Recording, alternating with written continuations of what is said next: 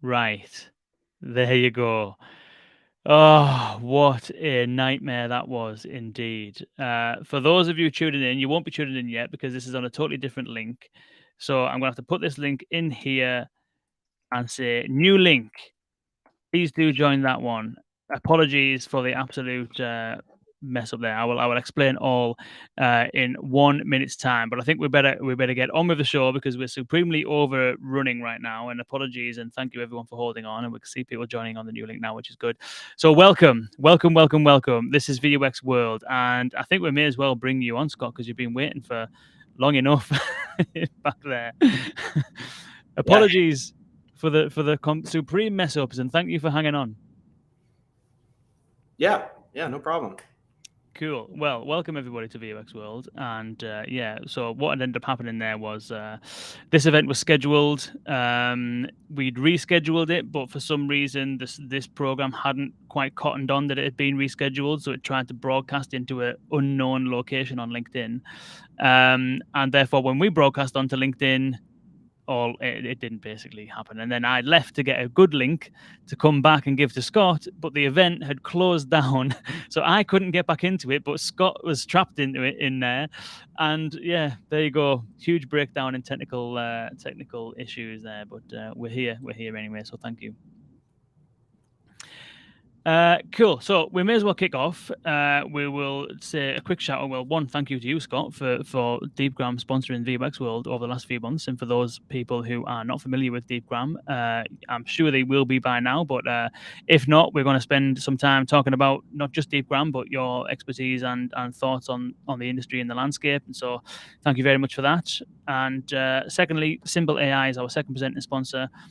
Conversational intelligence API capabilities, which will allow you to get to data that you didn't even know existed within your conversations. So, one, check out deepgram.com/VUX World. Two, check out Symbl.ai. That's SYMBL.ai. And very, very briefly, the last plug that I'll do, Scott, is for the webinar that we're doing together on March the 22nd, which is aptly titled The End of... Can you repeat that? And it is all about how to actually build truly conversational AI, because it is very much still topical. A lot of companies are now starting to build voice assistants for the very first time. It's not quite as easy as it might seem, and there are some very common pitfalls that people will get themselves into if they're not careful. And so we will be exploring those and helping people steer them in the right way to do it properly. And so for those of you that are still with us, which you are, and thank you so much for doing so, here is a link to that webinar, which I'll put there if you want to go and sign up. Anyway, on with the show, Scott. How are you doing? Yeah, I'm doing fine. Hey, technical issues happen. Glad we're together. Yeah, good. Likewise.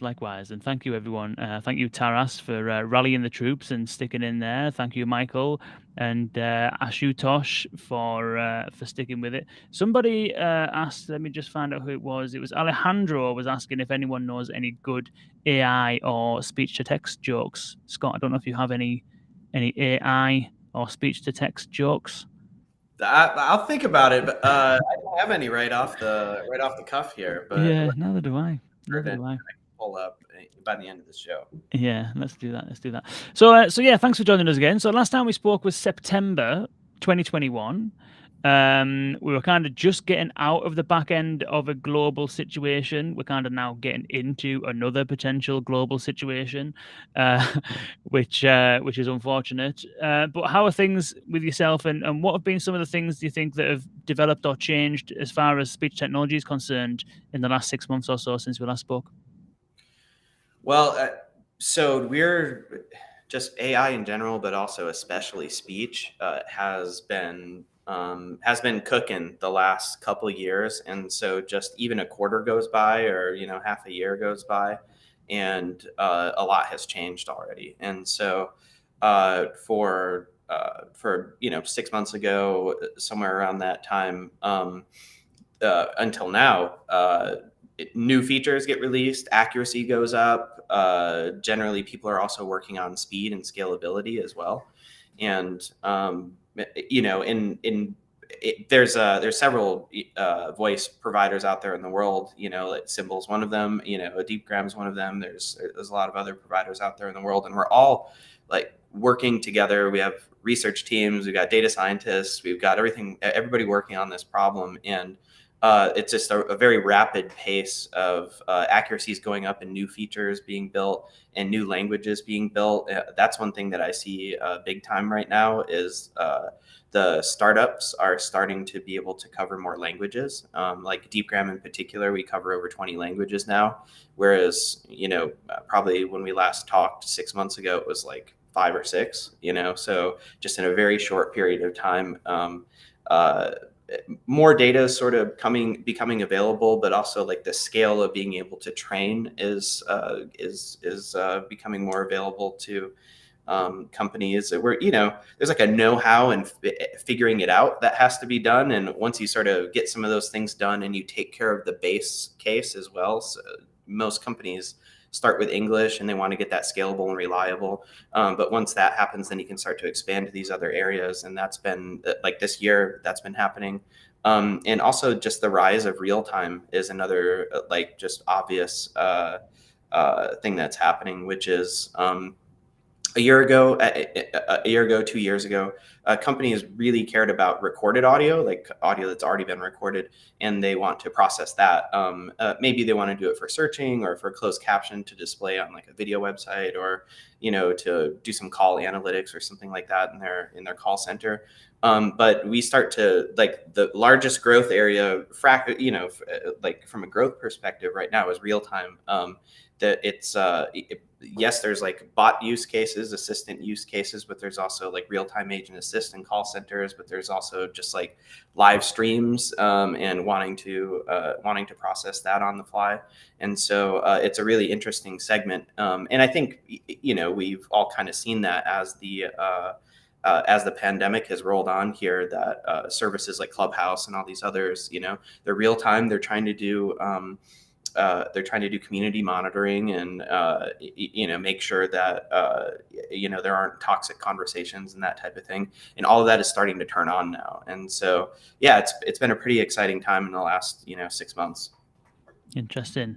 Where do you see most of the activity happening? You mentioned a couple of different examples of like B2B use cases, but also kind of like B2C products. So you have like, the real-time transcriptions of like Clubhouse for monitoring purposes, for example. That's like a customer-facing product. It's using the technology behind the scenes, of course, but it's still tied to like a product that's out there in the wild. Whereas some of these other instances, maybe call center, there's still a customer on the end of it, but it's not necessarily like a productized thing. Yeah. Where are you seeing most of the sort of like adoption? Is it mostly in the kind of like product side, or is it mostly in some of the like enterprise operations side? Well, I think for voice, there was already a business that had been developed over the last 20, 30 years where companies were trying to understand what was inside their audio.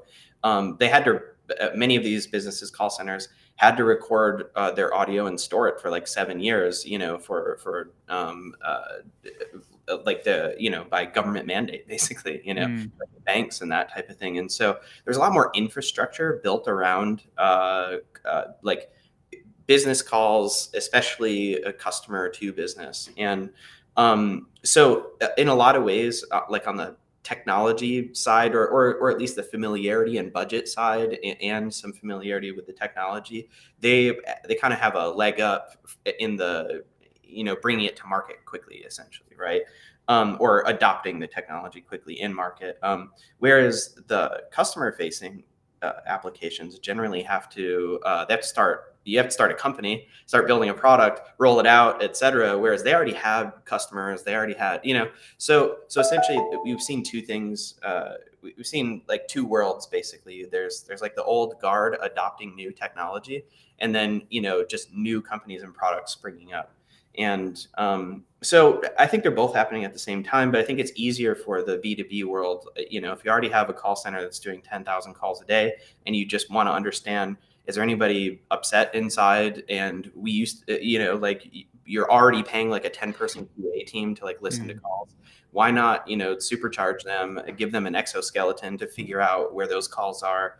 And instead of listening to random calls, now they can, find them very easily through AI. And, that type of thing, we've seen that very quickly adopted. But, the other products are the consumer-based products are starting to take off. And I wouldn't say they're all like consumer-based AI products yet. I would say it's probably a couple years until you start to see like products that are not just connectivity with AI added on top of it, but it's just literally like an AI product that you're using. So we're kind of in an in between there for the new companies and new products. They're standing up a connectivity app. So like what I mean by that is like Twilio is a connectivity company, and so they're adding in AI into it. Clubhouse is a connectivity company, and they're adding AI into it. So that type of thing. But it'll be a couple of years probably until it's more like an AI first consumer company. But innovation's happening all around, and the startups that are starting now are going to start to get a lot of traction and then demand a lot soon. What would you say would be like even if it's like a hypothetical example of like an AI first product? I'm just looking at the newsletter that we published this morning, and there's been loads of companies raising funding. I think Digital Humans might have raised funding. Neo Sapiens is a recent one. There's a bunch of companies that are raising funds around this whole digital human kind of thing. Now, that's not necessarily an end product as such. It's kind of like a service where you can build digital humans and stuff like that. Like Replica as well raised some funds earlier on in the year. Is that the kind of example you're thinking of like an AI first native product, or have you got another kind of example in mind of what that might look like? Well, I think a key example is like the assistants that the large tech companies have built. There hasn't really been a successful consumer-facing assistant from startups or smaller companies yet. And what I mean is it'll probably be a year or two until you start to see companies like that, or that the company never could have existed if AI didn't exist. And there are some of those already happening, but they are happening in the B2B world, basically, where, for instance, there are companies that are customers of Deepgram where they build like an analysis platform to understand everything that's happening in call center calls or like live streams, and they want to know what's happening where ad mentions done the way they were supposed to have, but they were supposed to be done in like podcasts and that type of thing. Or, hey, what type of phone call happened between this customer and an agent? Did it go positively or not? And that type of product and that scale of product would have never been able to be built 5 years ago. So it is very like an AI enabled, and whereas now we'll have. In the next couple of years, I think that Google, Amazon, they'll be focusing on basically Amazon wants you to buy stuff. That's their main goal, and Google wants you to click on ads, and they're going to keep focusing on that. But I think there's going to be companies that focus on like, wait a minute, we don't just want to do search with our AI assistant. We don't just only want to know what the weather is. We don't like I would love for people to build, an AI bot that could talk to my grandmother for 2 hours straight, and like I already know of those companies that are being built, and that's kind of what I mean, that like it really is AI is the center of it that is making the company work, and it just never would have been able to be built in the past, now it can be built, but it's a technical feat to make it all work. And you kind of have you see iteration happen in the market where the easier things happen first, and then you kind of build on top of it and whatnot. And so it'll just be a couple of years until that happens. Yeah, interesting. Related, Michael Novak, shout out to Michael, has an anecdote about not grandparents but parents who got an Echo for Christmas, and now all they do is shout at it, and they are disappointed by all that it won't do. But Yep. thankfully, he's been replaced by Alexa. Presumably, Michael is very similar to everybody else, where their parents calls them for technical issues and troubleshooting, and maybe that's been displaced by by Alexa. Yeah, I just I just did the taxes for my grandparents recently because they're like, I can't figure out this free tax stuff on the internet, and yeah, you could see just an AI product asking them about their tax information, and they're just reading it off, and then there's lots of things that will be built on this automation side that make people's lives easier, but I still think it'll be a couple of years until it really starts to take hold. Yeah. Yeah, it's interesting in terms of like we'll probably cover some of that in the webinar on the 22nd, but maybe he's thinking about speech recognition specifically, because obviously in order to build one of those products, you need to have all of these component parts aligned, don't you? Speech recognition needs to be good, natural language understanding needs to be good, dialogue management needs to be good. You need to have access to the actual stuff, like the content and all that stuff needs to happen. It needs to be kind of like then presented in some kind of product or device or something. Um, so taking the speech recognition part then, and you mentioned that it's challenging to do. Obviously, it is challenging to do, but every single one of those components has their own constituent sort of challenges. And you mentioned there that Deepgram over the last 6 months or so, you've gone from X languages to 20 odd languages, and that's immense progress. Typically and historically, I think even last time we spoke, we were talking about how one of the challenges is to create a new language for speech recognition models because it's acoustically entirely different to the base language, and everything means something completely different. So, what are maybe some of the challenges that you think have been solved, or as best as they can be so far in the speech recognition space? And then what are the challenges that you think are still kind of left to be solved? Yeah, I think there's a lot to go. I can answer that one, the last part really quickly. Like, there's so much to go. I think you have to kind of think of like what were computers like in 1970, compared to now, like Yeah. drastically different, right? That will be the case for AI into the future, and so what does it take to make these things work? Well, or maybe I'll back up a second here and say, like, what was happening before and what's happening now, and how are things changing to like make all this work. Deep learning is the big thing that happened for many. This is images, this is audio, this is text, etc.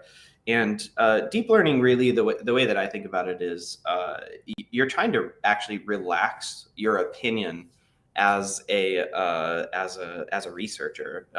You're trying to put less of your bias into it. You're trying to say, hey, I'm going to give you enough neurons, enough space, enough capacity is what we would call it in the AI world. Um, in the deep learning world, to a capacity to understand, and really what that means is you're making the model bigger, and you can make it more expressive by giving it different qualities. So the qualities, generally, I think of them a little bit like a periodic table for deep learning, where you have fully connected layers, which are layers that know about everything. They know about the past, they know about the present, they know about all spatial things all at once and whatnot. That might sound like a really good thing, but it actually turns out that it's not. At least what happened. These are called fully connected layers, and a lot of times those aren't the best, but they are good for certain things. And then there's another type that's like a convolutional neural network, which is very spatially oriented. It cares about shapes and things like that. And so if you look at like for images, if there would be things that care about curves and circles and noses and stuff like that. But it's not written by the researcher that it would care about that. It actually learns all of that from the data because it has so much capacity. And then there's recurrent neural networks, they care less about shape, and they care more about sequence and things that happen in time. And so things that happened in the distant past, near past, currently, into the future, that type of thing. And then there's another type of layer which is based on attention. So maybe you only want to focus on a specific. You don't want to focus on the whole image or whole audio file the same. You know that certain parts are more important than others, and so that it allows it to shift its attention around and whatnot. And so from these basic components, that's how these models are built, but they're built in as much of an unopinionated way as like researchers can manage and still get the models to learn and train. And then you throw a whole bunch of compute at it and a whole bunch of data at it, and then it learns to be really expressive and good at what it does. And there's another step on top of that, which is end-to-end deep learning, which is you're not using just deep learning for a portion of the model, you're using it for the entire thing. So in the audio case, like audio comes in, everything happens inside it. Whatever is happening inside it happens inside it, but with no human intervention, no breaks in the models, nothing like that. And then just words come out the other side. And I mean, that might sound like the natural way to do it, which that does sound like the natural way to do it to me. But in the past, that's not how it was done because it was impossible to get it to work, basically. So they had to break the problem up into, hey, can you denoise the signal a little bit? And can you guess phonemes that people are speaking? And then the next step would be, can you guess candidate words that possibly were spoken, from those collections of phonemes? And then can you finally flatten it down into a single transcription, basically? And we're seeing a transition over time, like this, like that's the type of thing that Nuance did, and IBM Watson does. But you might think that Google and Amazon and a bunch of startups and everything, they've all switched to end-to-end deep learning by now, but actually most of them haven't. So Deepgram, that's how we started. Is like no, the world is going to switch to end-to-end deep learning, and so 6 years ago, that's what we started working on, and so we're the leaders in that. But nevertheless, like that's the kind of thing that's happening, is that people are removing their bias as a researcher and throwing a lot of compute at it and a lot of data at it and restructuring the problem in a way that allows the AI system to just solve it better than humans can. And then that ends up with a system that is just better from an accuracy perspective. Most of the time it's better from a speed perspective, et cetera. And those things are just being, they're in research land, and then they have to get transferred into via an engineering effort into a real product. And all that's just happening at a rapid pace right now. So that we're witnessing that happen, over the next, 5-10 years, everybody will switch over to end-to-end deep learning. But yeah, we're in that process of switching now, like as a community. Of course, Deepgram is already done that. That's how we started out, but yeah. Interesting. So is one of the benefits, Michael Novak's asking a question, what about kind of like speech recognition on the edge, so not connected to the internet? You mentioned, you've mentioned a couple of times throwing a whole load of compute at things. Can't really do that when stuff's running on device. I'm wondering whether you can shed some light a little bit on the current state of speech recognition technology as far as operating on device is concerned. Yeah, and when I say throw a lot of compute at it, I mean in the training phase. So Right. there's two steps to the model where you train the model. So you go to grade school, you graduate, go to college, you do all this work, right? And learn languages and do all of that and learn how to talk to people. But when somebody asks you a specific question, you can recall it almost instantly and say like, hey, here's the way that should go or whatever, right? So like, it took a lot of effort to get you trained, but not so much effort to get you to infer, is what we would call it in the as a researcher at the inference stage. So you don't need nearly as much compute power in order to do inference. And so this is why, like, some phones now will do maybe not large vocabulary speech recognition on it, but like fairly large vocabulary speech recognition on it, meaning like it would know 1,000 words or something like that rather than 100,000. But those devices can do it. I would say right now it's no longer the compute, like, flops. The processing speed is no longer the thing that stops that from getting better. It's because we crossed that threshold. That's okay. Now, like, devices are powerful enough. It's actually memory size, and just generally like have people put the effort into making it work on the edge, because making it work on the edge is kind of a pain. That's like, let's just be honest. Like every chipset is different. They like, is it an 8-bit processor? 32-bit processor? How much memory do you have? Is it if it's a system on a chip, then it can run like a standard operating system like Ubuntu or whatever. And if it's x86, well, then basically everybody's stuff would work on that. But if it's ARM or some of these other things, then you have to like have a whole, engineering tech transfer team that like makes all of that work over there. And so the really big tech companies do that now. And that's like what, Alexa has, running on its device. And that's what Google does.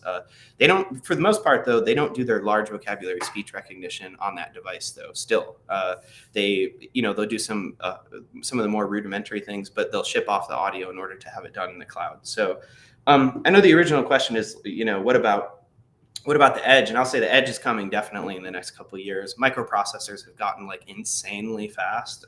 And so you'll be able to do large vocabulary speech recognition once you add enough memory to it, basically. And actually, you may not even have to add that much memory to it, because research in deep neural networks is finding out ways to shrink the size, or basically shrink the memory footprint of these models, and still have them be very good and have large vocabulary and still work on devices. So yeah, in the next couple of years, I think it will be pretty commonplace to have that happen. There's kind of a follow-up question that people would ask there. It's like, hey, is that going to disrupt like the server market or like the cloud API market for AI? Mm-hmm. And I would say probably not, because generally what's happening is like, it's your single conversation that you're having, which is happening on this device. And it's too chaotic, crazy, et cetera, to have all of those devices. Like we're not going to have things sent to the cloud, then sent to your phone and have the processing done there, then sent back to the cloud and that type of thing. It's going to be centralized, and there's still going to be most of the processing happening in the cloud, but some of the processing will happen on the edge. So I think that'll be standard for years to come. Interesting.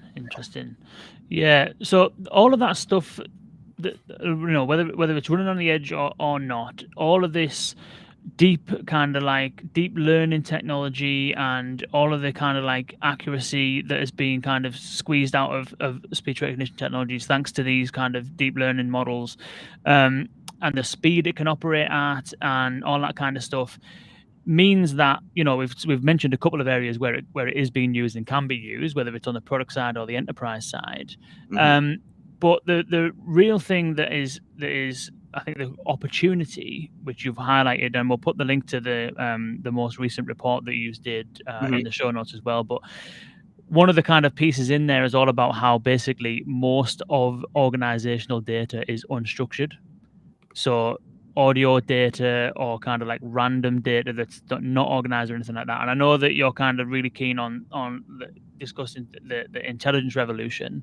I'm wondering whether you can shine some light on what the intelligence revolution is and how the state of technology currently is enabling businesses to get to value in some of that kind of like abundant, unstructured mess, for want of a better word.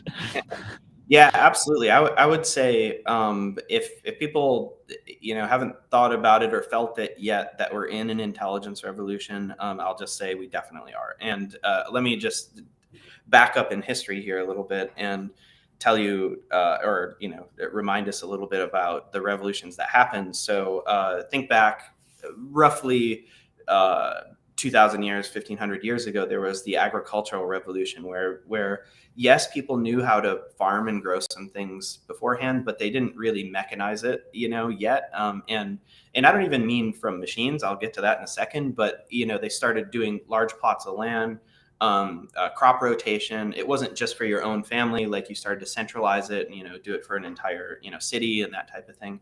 And that took about 1,000 years to, really catch on and like spread and like be conquered essentially up until like 1500 basically. And then the next revolution after that was the industrial revolution, starting around 1700s basically. And, I would say like right now we're kind of getting into the end of the industrial revolution. Like I think robots are kind of like the last piece of it, but And I'm not even talking about intelligent robots. I just mean like having them spread everywhere so that you can have manufacturing happen easier and whatnot, articulated manufacturing and whatnot.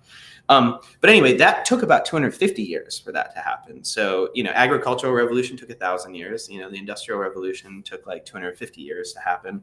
And then the next revolution, which is still happening but starting to come to a close, is the information revolution. So basically, the internet happening, being able to process information quickly, catalog it. We all, well, if we're of a certain age, we remember the card catalogs from libraries back in the day. All of that got revolutionized with the information revolution and computers and that type of thing. But computers in a lot of ways are dumb. They only do what humans tell them to do, literally written line by line, code. And they don't do things like inference really well that humans do. They can collect a whole bunch of information and then say, it means this, and I'm going to go do this. I think we had to wait until the intelligence revolution was starting. And so anyway, you have the 1,000 years for the agricultural, 250 years for the industrial, and then probably like 60 years or so for the information revolution to actually happen. And so you're seeing like these time scales compressed. And the intelligence revolution, if you just look at that and kind of look at what that trend is, it'll probably take like 30 years for it to happen or so, 30, 40 years, whatever it is. And I would argue that we're already about 5 years into it, maybe 5-7 years, something like that. Yes, people were doing machine learning, 20 years ago, but it kind of was like that. Yeah, I was planting crops in my backyard to feed my family before the agricultural revolution, But then it really started to take, a lot of progress started to be made by a lot of people, and that was 2015, 2017, sort of in that era is when it started.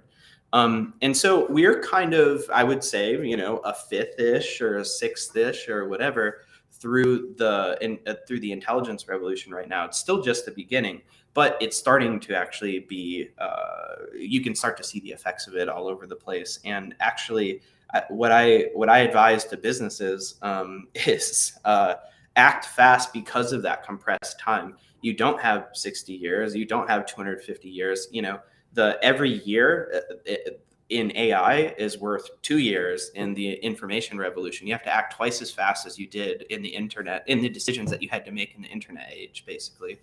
And so yeah, I don't think there's, I think we're definitely in the intelligence revolution. People don't quite talk about it yet. Usually you talk about these revolutions after they happen, but nevertheless, like, we're in the middle of it, but it's not just computers being faster, being able to store more data or something like that. That was the information revolution. The intelligence revolution is being able to show an example and have a machine learn from that example to then do something in a way which is more productive than a human doing it. And I don't mean all things, I mean some things. Just like it is definitely more productive for a machine lathe and tooling and whatnot to make precision machined parts, than a human to sit down and like file it away and all of that. It is more productive to have that happen. It's also more productive for, a computer to store on hard drives and use processors to retrieve that information, compared to like the Dewey Decimal System and card catalogs and that type of thing. It's more productive to do that, but AI probably won't be writing books for us. They won't be, it won't be, there won't be an AI podcast host that lots of people want to listen to. Like, the creativity is still in the hands of humans, after this revolution and everything. But there's just more of the menial tasks and whatnot that we couldn't have given to, the machines in the past because they weren't intelligent enough. Now they will be for many tasks, basically. And so the world will just become more productive. And, the final point on that is, hey, the agricultural revolution made the world like a very much better place. The industrial revolution did the same thing. Medicine and everything came out of that. Information definitely makes the world a better place. And the intelligence revolution, I believe that it will also make the world a better place from that productivity perspective. Like, we're just going to be able to offload these things that we have to have humans do right now currently, but really that's not the best use of their creativity and brain space. So yeah, that's a general idea. Interesting. It's in, yeah. I completely get that. Yeah, and I think that the there's always some side effects potentially, which whether we have time to get into fully the side effects, I don't know. But for example, like the agricultural revolution, the side effects potentially is um, basically overpopulating Yep. and therefore poverty in some areas because you tend to farm more than you can eat, which then encourages population growth, etc. Um, the industrial revolution. What were the side effects of the industrial revolution? Well, there's another. Well, safety is a big one. Yeah, With the industrial revolution, like cars injure people. Like yeah, also. yeah. Of course. Yeah.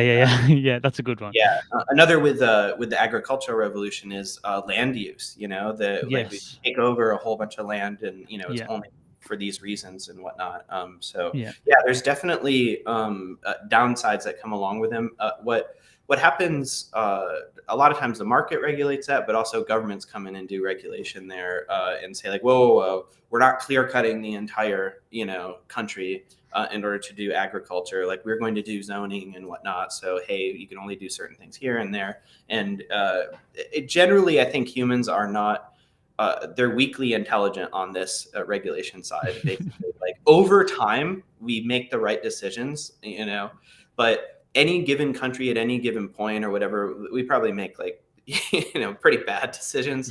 But you start to see examples that are working, and then you catch on and move to the good solution, basically. And so, like we have speed limits for cars. Yeah. We have safety features that have to be built into cars, not just because they're government mandated, but just because like the market says like, hey, I'm not going to buy the unsafe car. So Mm, things like that are going to happen in AI as well. Like, hey, I'm not going to buy the thing that does the bad stuff. I'm going to buy the thing that does the good stuff. mm, But then government will have to regulate at some point too. I would recommend though, don't do government regulation like right now. Don't do it yet. You kind of let things, take hold and then see what happens. And one of the big arguments for that is China has no regulation whatsoever, and they won't for a very long time. And in the Western world, if they start to regulate too early, like they're gonna stifle growth on that side, and that will be a very big problem if China is like the world power, because they understand automation before anybody else. But yeah. And there's some really good examples of how AI works really well in China, and I think you Yeah. would not see those benefits if you were to regulate too early. Yep. Um, Yep. But yeah, so a good example you mentioned there about the intelligence revolution rather being all about making us more productive. And we've got a good question here from Irfan. Might have to be the last one we take. So Irfan's asking, how far would you see maturity to implement live translation for contact center agents? So, for example, an agent speaks English and the customer speaks Spanish. So, in terms of the intelligence revolution, that kind of use case where like Google Translate can kind of do a bit of that in the app. If you speak in one language, it'll then translate it into the other. Not quite necessarily real time, but it's kind of close enough to stand face Mhm. to face. But obviously in the contact center, real time is key. What are your kind of thoughts on real time translation, and is that possible now? What's a time frame if you were to put one on it? It definitely is, and I'll say want to touch on a state of voice report that we did recently, the 2022 state of voice report, and uh, just from the previous year, there has been a lot of uptake in voice, and so this report was reaching out to over 400 decision makers across businesses that use voice. And the year prior they were kind of like, I don't know, and then this year it's like the statistics are crazy. Lots of people are using it, they're seeing revenue gains, they're doing that, et cetera. And so I think you kind of have to look at that as evidence that the world is catching on, and these products are catching, and investment is coming into them. And in particular for this translation case, I would bet that the way that it happens first is it's kind of like the traditional translator feel, where you speak and there's a third party there, and there's a third party there, and it's basically doing translation and spitting it back, or translation. There's three things that have to happen there. By the way, you have to do the speech to text basically, and then you actually have to do the translation, and then you have to do text to speech back basically, right? So all three of those products have to work in a very short period of time, and they all have to work really well, right? I would argue that probably in the next year or 2 years, the underlying research for all of that will certainly be solved basically. So now the question is just the tech transfer. Does it get put into products yet, and how does that happen? I would say even within the next year, all of that will be solved from a research perspective. The getting it into a product, I would say it's probably the job of startups that's actually going to do this. The big companies probably won't do this one first because they have a lot of low hanging fruit. So they'll just be trying to optimize or get a next best action in the same language to people, or to have an automated assistant that it initially takes the call, or attendant that takes the call and then diverts it to the right humans to solve the problem and whatnot. That's kind of what they're thinking about. But I see young startups that are starting right now, and actually just I see them applying to Deepgram startup program, where we give people $100,000 of credit for free. But we see them coming in that are doing things like this. But I think a lot of times they come in bright-eyed and bushy-tailed, thinking they're going to do it in this 20 millisecond, 100 millisecond, like real-time translation. And it's like, it's not really how translation works. Like in a lot of languages, the meaning happens like at the end of the sentence or whatever it is. So there's kind of always going to be this built-in lag. And I think the question will just be reducing it from like 5 or 10 seconds down to like 1 or 3 seconds or something like that. And it'll always kind of feel like that. But there's a lot of ways to buy time in speech. People will, pause, or they'll say, or they'll, put in these little things, so you'll start to see those more natural things come in, and actually it will kind of hide that latency, is actually how we, talk about it in the computer world. You can hide latency with things like that. And so I would suspect it probably takes like 3 years, 2 to 3 years for that to like become a product that lots of people like to use. But I would suppose in the next year that company is actually going to start. So it'll take them a year or two to build that product basically. Interesting. Well, there's an idea for you.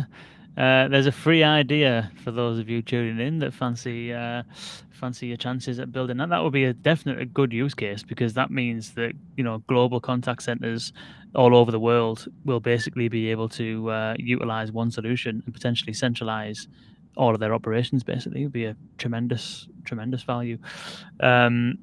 Cool, wicked. Well, yeah, thank you so much, Scott, for joining us. Apologies we have to cut it short, and thank you everyone for joining us as well. I know that we kind of had a few technical issues at the top of the show, which will not be repeated, because I think I'm pretty confident of what went wrong there.